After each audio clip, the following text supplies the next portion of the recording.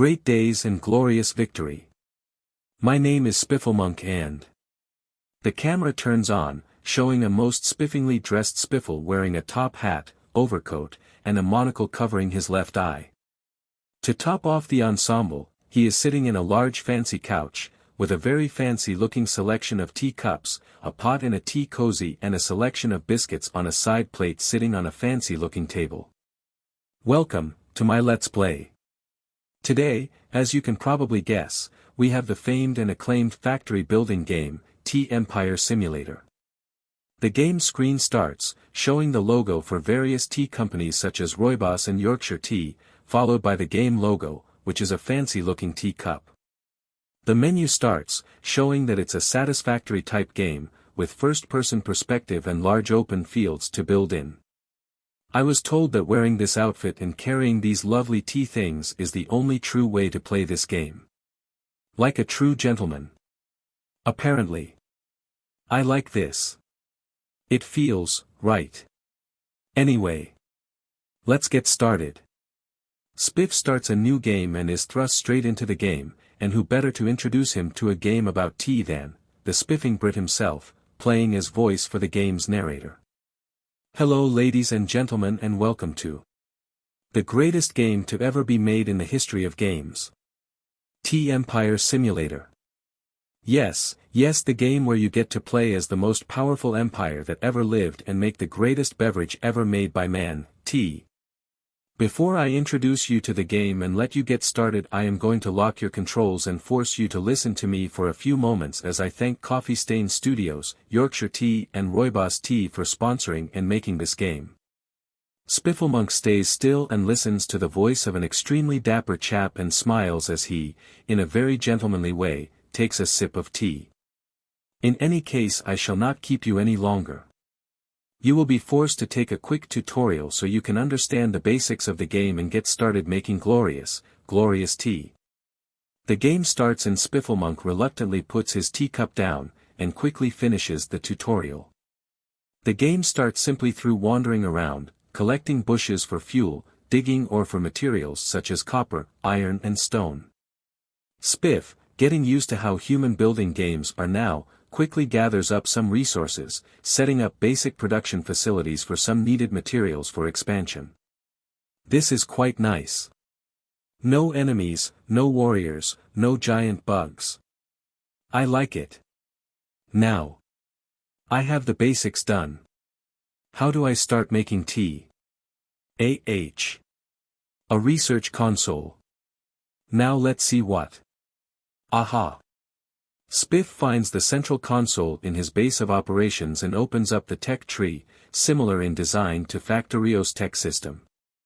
The only difference is, it uses tea as its science resource. Just like Factorio, I need to make science, using various blends or makes of tea. Need to use some copper plates, copper cables and iron to unlock basic greenhousing, and then I will be given my first batch of tea seeds. Spiffle goes through the motions of building assemblers and smelters in various spots, filtering everything to a central point with belts and into cargo containers for later use, just like a main bus. He gathers the necessary components in short order and unlocks the first tier of tea making, white tea. So according to this there are 5 basic types of tea.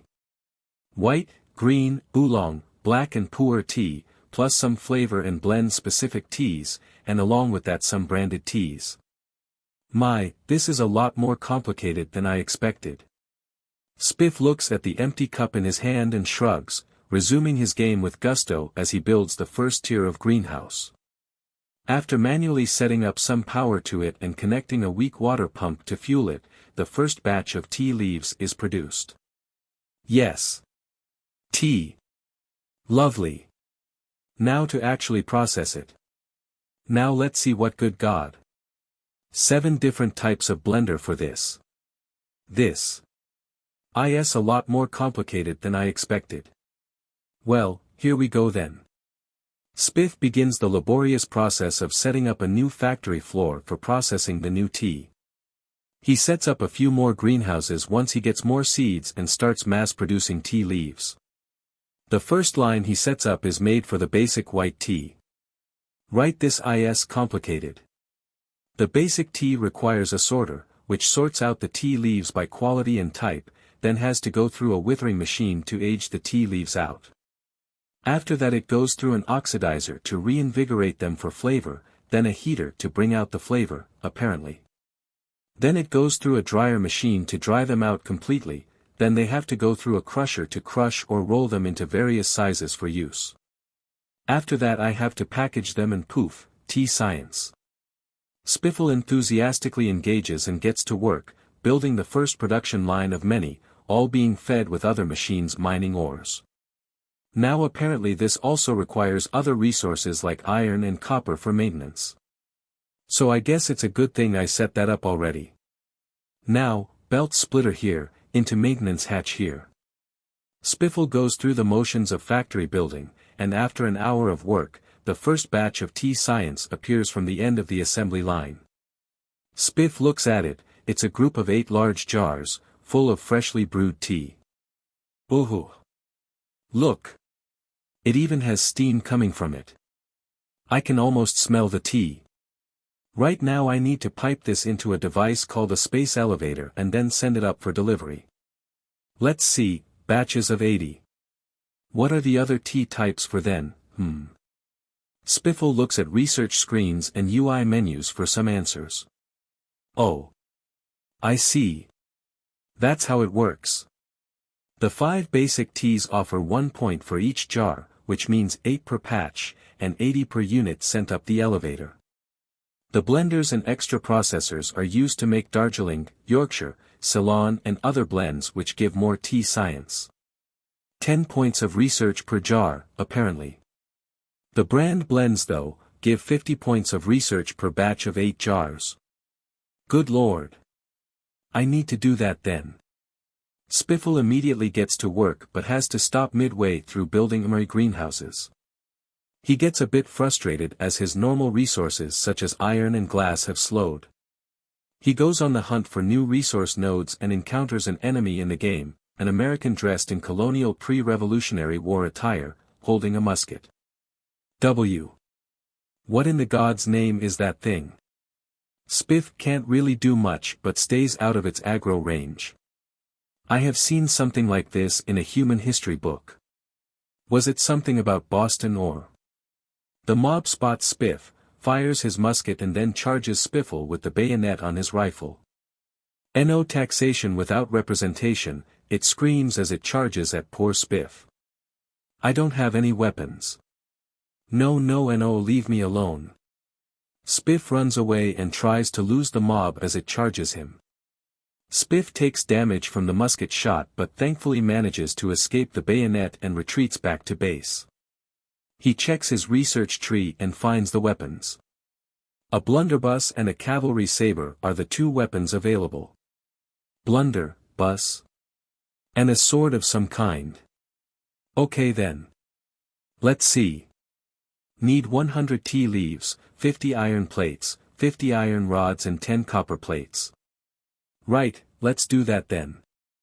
Spiffle quickly gathers up the necessary ingredients and unlocks the tech needed. He hastily makes a blunderbuss and a stack of ammo for it, followed by the saber. He puts them on his toolbelt slots and heads to a new location. He finds a rich copper deposit guarded by a mob with a sword. Spiff closes the distance, blunderbuss out and fires a shot, blasting the mob and killing it with a hail of shrapnel. This is a shotgun. A blunderbuss is a shotgun? Well then. That makes me happy. Reloading takes a bit of a long time though. Spiff spends a bit of time reloading his gun and then secures the area around the deposit. He puts his miner down and starts fitting the belt line to the base. He sets up a smelter array and a stack of assemblers to process the plates, then fits in a line of belts towards the main bus to help throughput. This works wonders and Spiff gets back to it. He quickly secures a host of 5 medium-quality iron deposits within reasonably close proximity and builds a huge smeltery and beltline back to the main bus again. This massively upgrades his throughput but drastically reduces his power production. He very hastily makes a quick and dirty burner generator system fueled by biomulch and wood, and gets back to work making a new tea line. Starting with a dozen new greenhouses and the water pumps needed to sustain them.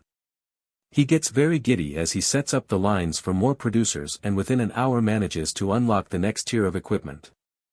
Oh lovely. Let's keep going and see what we unlocked. Oh. Coal power, so I now have coal, and solar panels for energy. Oh, those are solar modules. Okay. Allows factory components to use less energy during daytime hours. Oh lovely. That will help until I can get coal power up and running. Also we have unlocked a new weapon, the rifle bore musket, and also a backpacks, inventory upgrade. Oh, this will make it easier. And faster belts. Slightly more expensive and I will need to do more factory to mass produce those, but that's okay. Spiffle lets the tea factory just run by itself for a bit and allows his research points to accumulate while he runs around upgrading the factory. He finds and secures a few deposits of stone to build glass and silicates, then uses that to make photovoltaic cells. He upgrades damn near everything to use a solar panel, drastically reducing his power consumption, followed by him securing a coal deposit. Right. Coal. Wonder what that is exactly. Need to figure that out. Well, I know what it is, but I don't know what it is. It's a fuel source that humanity has used, but I've no idea where it comes from or what it is. I believe it's carbon of some kind. Anyway, let's see, how do I set this up then? Looks like it needs a water connection and a coal input. Wait. Is this Steam again? It's just Steam. Spiffle tabs out of the game and quickly checks what's going on. It is indeed just Steam being used to generate electricity. Well shit. Look at that. Humans and your Steam. First the trains, then electricity. I do love trains. Do they have trains in this game? No. No spiff. Calm. Must relax and let the game play out first. Back to it. Let's get this going and fix our power problems. I won't have to manually refuel the generators anymore. Hopefully. Spiffle quickly sets up a dirty platform and pump, then 4 coal generators to produce power. He returns to base and just in case, creates a separate line for coal to the main hub just in case he might need it, adding coal to the main bus. Spiff resumes faffing about, optimizing his greenhouses and makes a lot more of them. He quickly unlocks the next tier of tea, and begins making the first batches of Sponsor 1, Rooibos tea. Robos. How do I pronounce that? Spiff quickly searches and finds the proper pronunciation. OK. Rooibos. That's how you say it. Okay. Odd. Right then. Strange name. Anyway, let's get going. We need TA. These are called sponsor teas, which provide 50 points per batch of 8. That's very good. The process for making them is however downright painful. Let me show you. Spiff walks through the factory. A greenhouse, connected to a groundwater pump, produces stacks of tea leaves as it chugs away. Greenhouse where tea is grown. Produces its own seeds after the first input, so that's okay. Then it goes into a sorter. The recipe tells me it loses 10% of leaves, due to low quality or damage, so it takes a bit to get this, a tea leaf bale. The structure lets out neatly baled cube-shaped bundles of tea leaves, still green and fresh. The bale goes into the next factory building. The withering machine is slightly larger than the previous machines, containing a large glass dome structure in the middle with an indeterminate mechanism. The result is very small bundles of tea leaves in various states of dryness. After it gets aged in this thing, it goes into the oxidizer where it sort of reinvigorates it, bringing out the flavor. Apparently. Gods who knew tea was so hard to make. The oxidizer receives the small bundles of tea leaves, then outputs a loose bundle of leaves evenly across the belt. The heater looks like a large open oven kind of thing with the belts going through the center, past a series of blue glowing heating coils, then into some kind of kiln. The leaves come out and into the next step. Yes, it's that annoying a process. But here we go, the last step in the basic processing, the crusher and dryer. Thankfully this is a short process. The crusher squishes and mulches everything into this fine tea powder stuff, then goes into the dryer. After the dryer, it's ready. I have some glass piped in here on this belt so it packages everything and poof. Here we go. Jars of fresh tea leaves. This is only basic processing of course, so no tea as of yet. That's where this thing comes in, the basic brewery. Spiffle stands in front of a very large structure with various chimneys all over it. The finished tea jars go in, and a multi-step process goes on inside one machine. The jars are emptied, cleaned then put at the end to receive the precious liquid. The tea leaves go in, are secured in tiny baggies then actually used to make tea. The chimneys use electricity to heat up water, filter it through tea and then once properly brewed to a precise standard, brings the tea to the end to be bottled, capped, then shipped to the space elevator. And this is just the basic white tea. I have more lines from that to produce the other, base, teas, followed by these. These, massive beasts. Spiff runs towards a massive warehouse-sized building that can actually be entered by the player. It's a single self-contained building with a Rooibos logo all over its surfaces.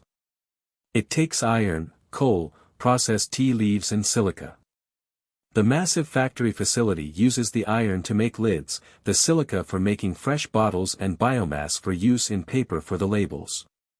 The factory distills water pumped into it, purifies the water then filters the tea several times before actually making the tea. The produced tea is then sent to be bottled in special bottles, placed onto pallets and sent into the elevator. Each pallet is worth 50 research points. This thing was a pain in the ass to build. First I had to get the parts, then I had to get a space cleared out so I could clear it, only to be told it can only be built on foundations. Then I had to pump in so many resources to fuel this thing, and I needed to give it its own power source of 4 coal generators to power it. But look at that. 2,000 science points since starting it. Let's see what we can unlock. Spiff unlocks Tier 3 and gains access to geothermal energy in vehicles, such as a cargo cart, then notices something odd. What's this? Rare tea seeds can now be found in locations across the world. Grab them and process them for massive bonuses to research points, or use them in the new tea shop for tickets to buy new gear, equipment or blueprints. Oh my. Well, I guess I'm exploring then. Spiff builds a car, a small, off-road buggy-type vehicle with Yorkshire Tea logos plastered all over it. He hops in and zooms away. A bit too fast, as he collides with a forest. Ah. Whoops. This thing is a bit faster than I expected. A lot faster. I need to be more careful. Or learn to drive better. Bloody hell. Wait, can this thing jump? Spiffle approaches a cliffside and charges at it, flying out at high speed, staying airborne for several seconds before coming to an abrupt stop, upside down. It does not seem to dissuade him from it at all and he finds another cliff to drive off of shortly after. This is so fun.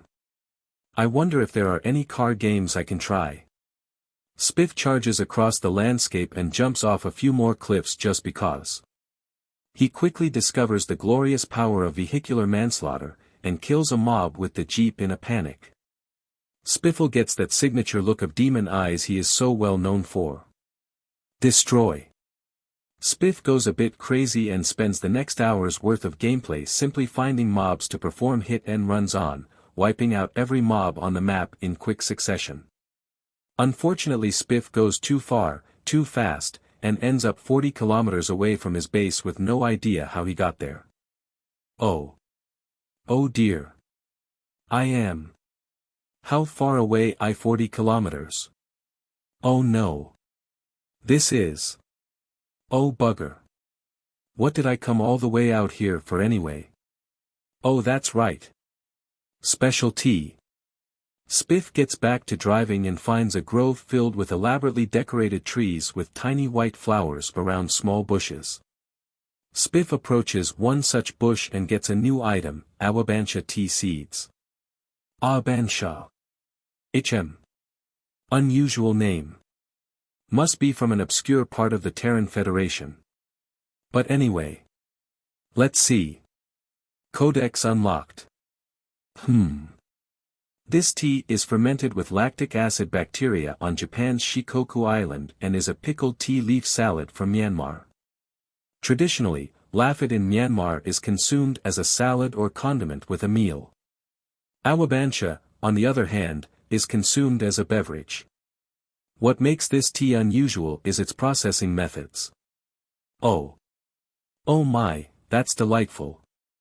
How much can I? 3,000 research points a batch. Spiff emits an odd squeaking noise and hops back into the car to try to return home. On the way he encounters more things to look at and build on. A flat ridge covered in a flower field, bordering a massive canyon. A canyon that Spiff falls into because he's still driving around like an idiot. Oh bugger. Damn it. Well. That's what I get for not obeying the speed limit, I guess. How deep is this thing? Wait. What's that? Spiff encounters a huge grove of sorts with a large flower in the middle. He grabs it and unlocks the recipes for a sponsor tea, Yorkshire tea. It does however take Spiff 2 hours to get out of the canyon. It's a rather large canyon after all, and eventually finds himself back at the hub. Let's see. Yorkshire tea gives 10,000 research points for a batch. If I send it through the tea shop I think I get 15,000 cash points for things. Let's build a tea shop and see what it does then. Spiff builds the tea shop, sending a belt line from a cargo container into it. The building looks like a cafe, with a selection of puppet robots performing simplistic animations for display purposes. Spiff goes up to it and looks at the prices. Up to 5,000 cash points for some extra buildings like multi-point power poles, industrial assemblers and overdrive modules. As well as sponsor color palettes and logos. Well bugger me. For a super-scale tea factory, it is 2 million points. Let's see. Makes any and all kinds of tea in large batches, fast, but has no quality control, so batches will vary in cost on completion depending on the tea. Oh. Quality is a thing. Okay then. I need to get one of those fast if I want to get anywhere. One will do, but first, greenhouses for the new teas. Spiff spends the next 2 hours sorting out new production lines to start building basic versions of processing with the new teas. Eventually, he sets up 8 new lines for all 8 of the new tea types, with Yorkshire tea and rooibos being the most complex, requiring a lot of secondary input to make. Eventually Spiff gets the tea he needs, sends it through the tea shop and buys the super-scaled factory. He has to move to an entirely new area, the Salt Flats biome, and starts building it, then connecting all the lines from the main bus into it. The factory is enormous, taking up more space than his entire base hub combined. Bloody hell, this thing is enormous. Oh, it requires almost every resource as input too. Damn it. Right, let's get going then. Spiffle resigns himself to his fate and starts working for the next hour to build up the belt lines to the new factory building. He has to go back, upgrade his power production and build an entirely new power generator with 26 new coal plants to compensate for the power draw. Eventually he manages to get things working and handloads a stack of tea leaves from the basic white tea to see what it does. 1 minute later, the first belt line appears. Spiff sends it into a container for now and lets the leaves run through. The result is that he's made 5 batches of tea at 10 times the amount produced by the smaller machines. The problem is, there's 5 qualities of tea: peasant, low, medium, high, and king quality. Spiff hovers over each one and sees the prices and research points. He comes to the conclusion that the super factory is better for mass production, as the king quality is produced at roughly 2 batches for each stack of tea leaves. You know what? I need a break. Tea time. The camera goes blank, then back on again. Spiffle's facecam is replaced full screen by the entire Spifflemonk family sitting around a table. Every member of Spiff's family is wearing a top hat, monocle, fancy gent's jacket and is holding a teacup with a pinky finger pointing out. Long live the king! They all yell together and drink a nice sip of tea. The camera blacks out, then returns to Spiff's facecam and gameplay. Spiff starts the arduous process of unlocking the next tier of equipment and lets out a very much unmanly squeal of delight as he notices the words monorail. Trains. He forgets everything else and a montage begins where he spends 4 hours replacing his entire logistics network with the rail system. Every time he places a train car down, he lets out a squeal of glee that is most ungentlemanly. Eventually he comes off the train obsession and gets the first batch of Yorkshire tea. The first batch is sent for research points and is used to unlock the next tier of tech, nuclear energy. NN nuclear. Humans have nuclear technology. Oh wait. Yeah, I forget they do. I played Fallout, didn't I, where the entire game was based around an atomic apocalypse. Spiff shudders in horror and carries on gaming, quickly setting up some reactors to cover his growing power needs. With the extra power, he sets up some more super factories and starts producing the remaining tea items. He uses his now ridiculous train network to facilitate transport of the new factory buildings to the space elevator for use. After the first batch of sponsored Rooibos tea goes in, his screen goes blank. What? Did the game crash or something? The screen is replaced by the spiffing Brit's avatar. Well, hello there, glorious tea engineer.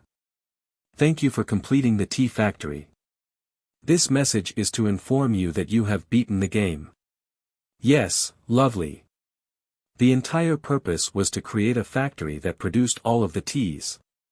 You can either carry on maximizing production or start a new game. On behalf of the great tea empire, so long, and thanks for all the tea. The screen goes back to the game and allows Spiff to continue playing. Spiffle shrugs and carries on, facilitating automated production of all teas. He buys every item, spends some time making things more efficient and neat, then just lets the factory run for a while as he sits back in his comfy chair with a nice cup of Yorkshire Gold. Spiffle's outro plays.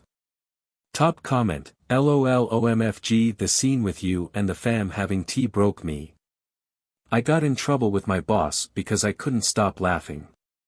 Dear game developers. Hint hint, nudge nudge.